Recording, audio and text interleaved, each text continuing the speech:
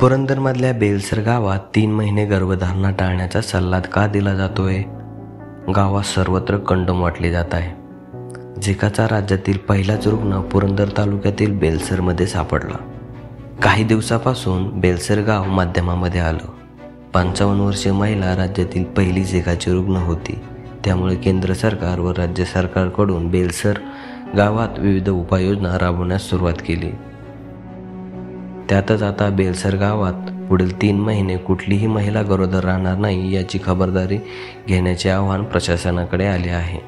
झिकाची लागण ही Aedes Egypt या डासापासून होते. झिकाची लागण झाल्यानंतर गरोदर महिलांना याचा धोका अधिक असतो. झिकामुळे जन्मणाऱ्या बाळाचा मेंदू वाढत नाही किंवा लवकर प्रसूती होण्याची देखील शक्यता असते असं तज्ज्ञ सांगतात. त्यामध्ये झिका आजाराचं रूट ऑफ ट्रान्समिशन जे आहे ते 2 प्रकारे होतं. एक मॉस्किटो बाईट, जे जर दूषित इन्फेक्टेड जर मॉस्किटो एडिस इजिप्ती असेल तर जर निरोगी माणसाला चावला तर त्याला झिका संक्रमण होतं.